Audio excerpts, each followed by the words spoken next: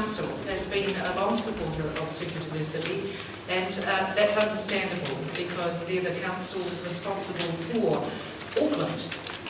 And so can I call on Ian Maxwell and Patricia Reade. Stephen Town's sorry that he can't be here, but of course he was here for the launch of the Superdiversity Stocktake.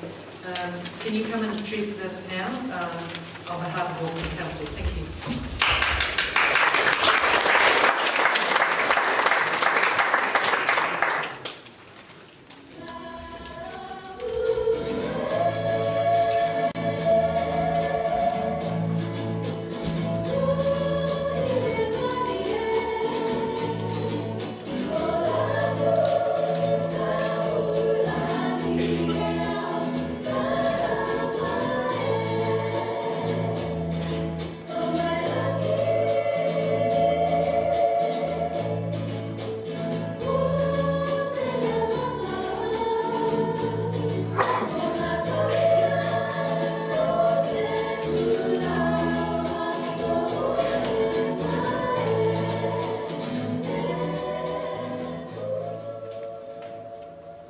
Kia ora koutou, ni Sambula Vinaka. A very warm good afternoon to you all. Look around you for a moment, so take it as a mini break and just have a look around you at the people in this room. And think about the number of stories in this room alone. None of them will be the same. All are valid, equally valid. All of you bring something to Auckland, this great super diverse city. Curiosity and inquiry about the stories of others are essential characteristics for any leader or agency working in Auckland now. This is because the implications of diversity for Auckland and its communities are far-reaching, permanent, and they demand an effective response. What will make this city great is not its livability. The most recent survey by Mercer says it's already quite livable, the third most livable city in the world. What will make this city great is its ability to leverage, I did have harness, but I took that out, to leverage the talents of nearly half of Aucklanders who are not born in New Zealand. The 20% of Aucklanders who are right now aged, 27%, who are right now aged under 20.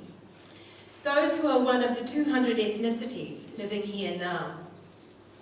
This requires real openness of thinking amongst executives and policymakers across all government agencies and in Auckland Council and its CCOs.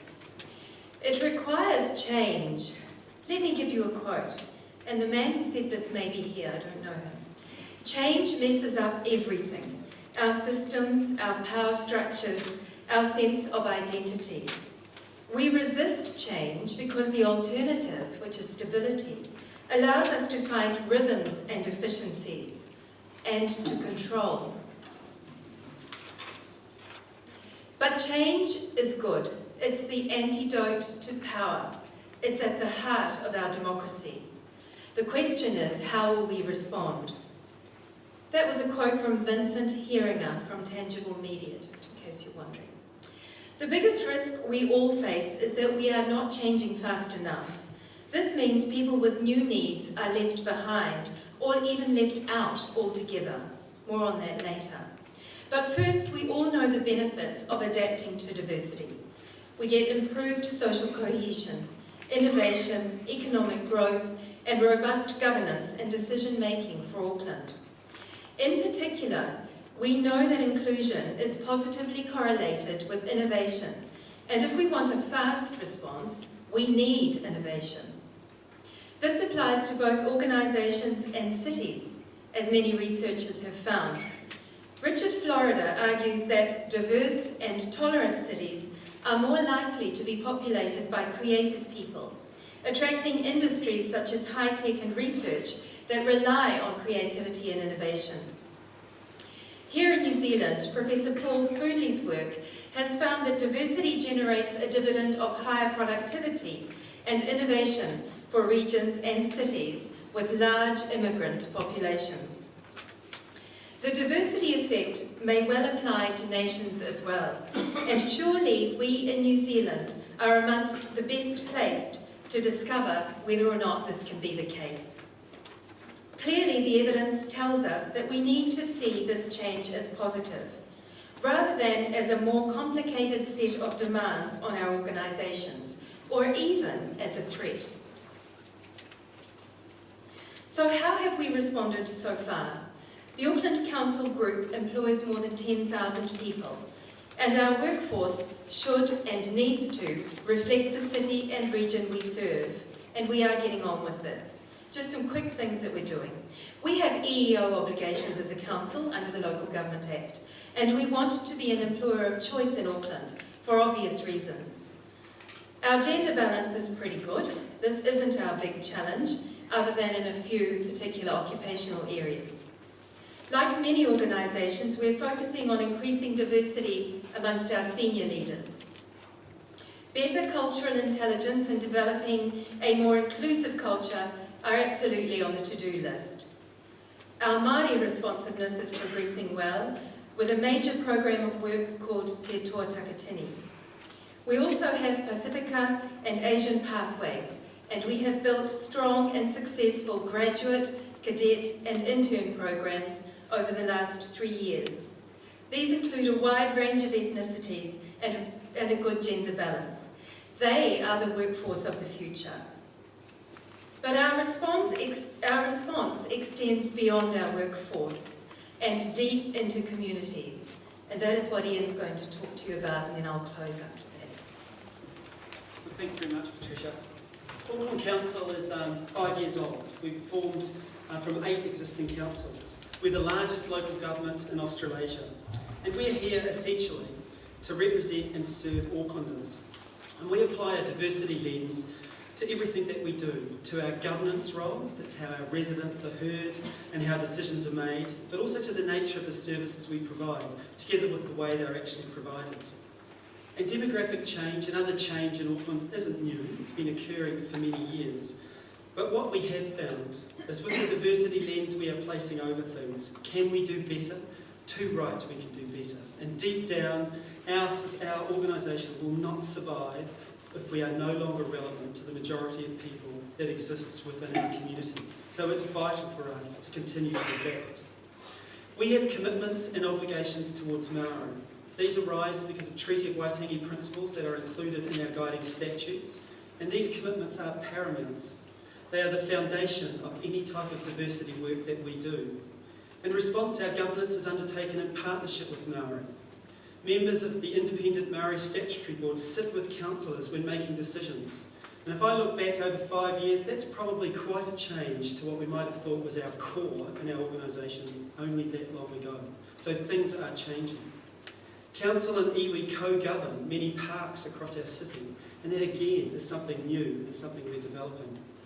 We have a comprehensive program to lift our responsiveness to Maori with targeted services and employment. Those who govern Auckland Council are elected. In October, Aucklanders have their opportunity to vote to appoint councillors and local board members. We've got 170 positions available, slightly less than what's in Parliament. Right now, we are working to reach candidates and voters from those communities who traditionally have been underrepresented. We're publishing candidate information in multiple languages, as well as video. Later this year, we'll be hosting voter information events, and we'll be using ethnic media for that. Decision-making in council is also supported by a whole range of advisory panels, and these panels and their members are drawn from across Auckland's population. In terms of services, our libraries have long tailored what they do to the needs of local communities. And today we have collections in 36 languages. We hold storytime events in Maori and a range of Pacific languages and sign language. We deliver conversation classes to new migrants to practice English in a safe environment. And our parks and pools, they reflect our changing demographics. Our pools provide for less able persons. We have dedicated hours for Muslim women to swim safely. Sports fields and facilities are available for new sports and codes that are being introduced by new Aucklanders. We have recreation programs targeting older persons. Our parks host a wide range of events: Pacifica, Lantern Festival, Waitangi Day, International Race Relations Day, things that bring pride to sections of our community. If you go to any one of our beaches, parks and walkways, you will see families and groups from across our population sharing these spaces and enjoying themselves. And yet our coastlines can also be risky. We have programs targeting the safety of those who fish from rocks on the west coast, Korean fishers in particular. We also have similar targets for Pacific men in small boats who lose their lives in unacceptable numbers in our harbours. I Am Auckland, our children and young persons strategy, engages young people in the future Auckland that they want to live in. And this has led to a whole range of facilities: street basketball courts, skate parks, pump cycle, mountain bike tracks, probably events and activities you aren't even aware of take place across our city with kids out there doing their stuff. AT, Council's Economic Development Unit, has Global Auckland, a program to leverage Auckland's diverse population to facilitate better international linkages to valuable networks of people and international markets. And a key focus for our council is the Southern Initiative. Based in South Auckland, the aim of this work is to tackle high social need and develop human and economic potential, with an emphasis on early childhood education, skills, pathway for young people after they leave school, jobs for local people and housing. And finally, perhaps a little unusually, at the end of time, our cemeteries provide for families to celebrate the life of their loved ones. And if you think of core and flex, at that time the core is strong, and our cemeteries are varied widely in the sort of services that we provide. So that's just a snapshot of some of the activities. There was an earlier question today about where do you start? And I look at the sort of things that our organisation has started with, and actually the answer is you start. You just get going. You try things out. You pilot them. You are not going to plan this out absolutely, but you make a start and you learn as you go, and you keep going. And you have an organisation around you that supports that sort of innovation. So look, I'm sure we're not doing all that we could, and we aim and intend to do better. Alongside these operational matters, our size means Auckland Council is well placed to exercise influence on wider diversity outcomes, not only in Auckland but in New Zealand. So we do understand that we can't do things the same way as we've done before, and that's something else I think organisations need to take on, that the status quo is never good enough, and indeed it's never enough to meet the needs of your population.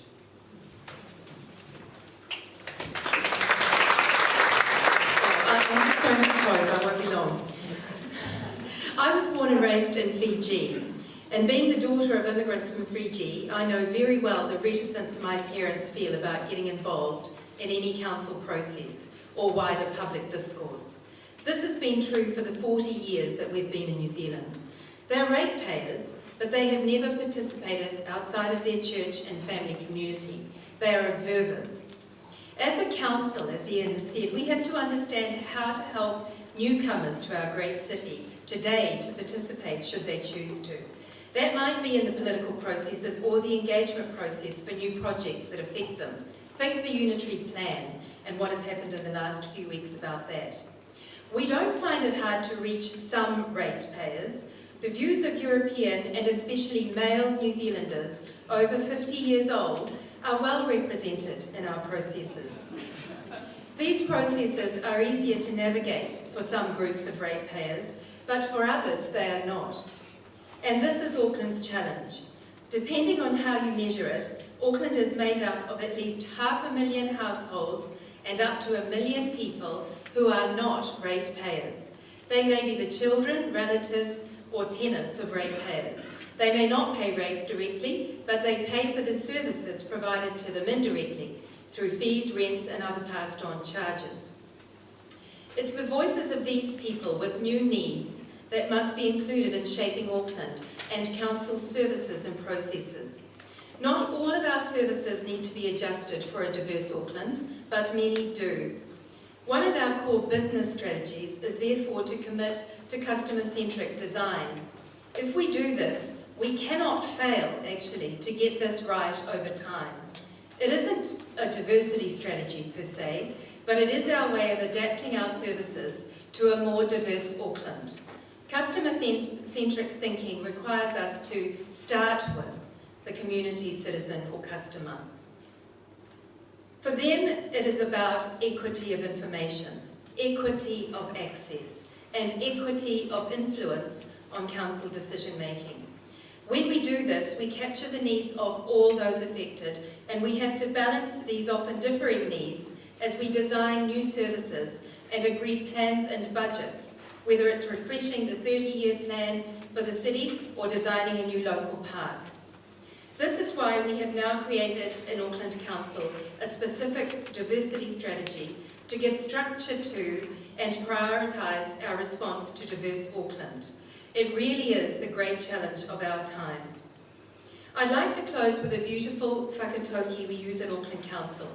It's the story of Mere Tana, an 87-year-old kuia, and why she declined to take the offer of a ride to the top of a mountain in France and walked instead.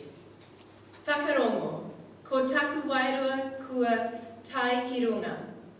Ko te mahi, ma te tinana he whai atu I te wairua. Listen here. My spirit and mind has already arrived. It is now up to my body to take me there. So if one's spirit and mind can envision the destination, one can surmount all obstacles to make it happen. Thank you.